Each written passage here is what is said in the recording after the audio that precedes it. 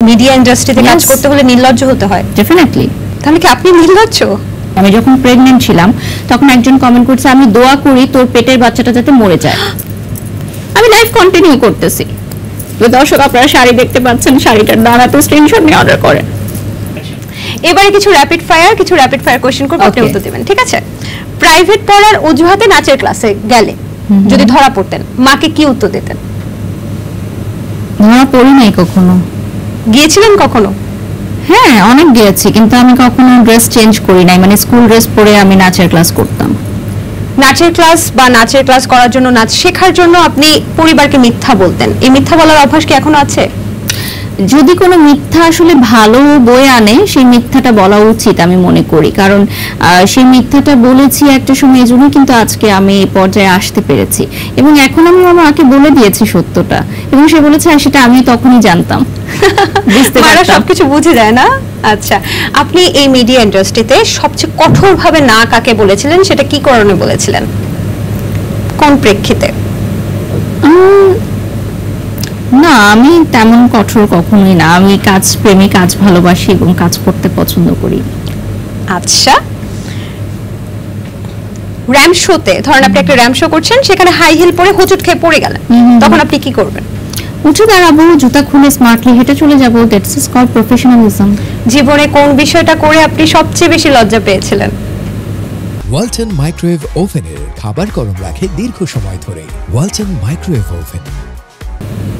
না, আমি মনে করি লজ্জা পাওয়ার কিছু নেই, প্রত্যেকটা জিনিসই আসলে শেখার আছে, এবং আমি ভুলগুলো থেকে শেখার চেষ্টা করি যাতে পরবর্তীতে আমি জিনিসটা শুধরে নিতে পারি। কোনো কিছুতে লজ্জা পাননি? লজ্জাকে কবর দিয়ে আসলে এখানে কাজ করতে আসছি। মানে মিডিয়া ইন্ডাস্ট্রিতে কাজ করতে হলে নির্লজ্জ হতে হয়? ডেফিনেটলি। এত মানুষের ট্রোল আপনি কিভাবে নেবেন? তাহলে লজ্জায় মরে যাবেন। নিজের উপর পড়ে যাচ্ছে কিন্তু বাইশা আপু। হ্যাঁ, নিজের উপর পড়ে যাচ্ছে। মানে এই যে আমিও তো মিডিয়া ইন্ডাস্ট্রিতে আছি, তাহলে কি আমিও নির্লজ্জ? সবাই তো এক না। আচ্ছা আচ্ছা, সবাই তো আমি না। তাহলে কি আপনি নির্লজ্জ?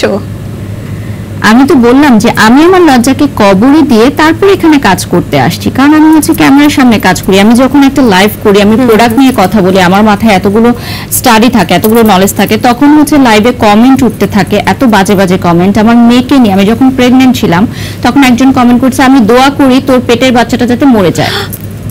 আমি লাইভ কন্টিনিউ করতেছি। তো দর্শক আপনারা শাড়ি দেখতে পাচ্ছেন, শাড়িটার দাঁড়াতে স্ক্রিনশট নিয়ে অর্ডার করেন। So what? ওখানে কমেন্ট করছে, আমি দোয়া করি আপনার পেটের বাচ্চাটা যাতে মরে যায়। আমার তখন 7+ মান্থ রানিং। আপনি কমেন্টটা পড়েছিলেন? হ্যাঁ। আরেকটা কমেন্ট আসছিল, দোয়া করি তোর পেটের বাচ্চাটা যাতে প্রতিবন্ধী হয়। তো আমি সেই কমেন্টটা পড়েছি যে আজকে একজন মা হিসেবে আমি বলবো দীপ্ত টিভি চ্যানেলে, যে প্রতিবন্ধী যারা হয় বা অটিস্টিক যে বাচ্চারা হয়, তারাও কিন্তু সন্তান, এবং তাদেরকেও হচ্ছে তাদের মারা যে পরিমাণ ভালোবাসা দেয়, যে পরিমাণ আগলে রাখে, আমার মনে হয় আমিও মনে হয় আমার মেয়ে এজেলকে এতটা আগলে রাখতে পারি নাই। আমি অনেক মাদের সাথে কথা বলেছি যাদের বাচ্চারা হচ্ছে ফিজিক্যালি অটিস্টিক বা মেন্টাল কোনো ডিসঅর্ডারের মধ্যে দিয়ে যাচ্ছে। সেসব মাদের জীবনটা কিন্তু একদম স্ট্রাগলের মধ্যে দিয়ে বড় হয়, কিন্তু তারা যে পরিমাণ ভালোবাসা দেয় বাচ্চার জন্য, সেটাকে আমি স্যালুট জানাই।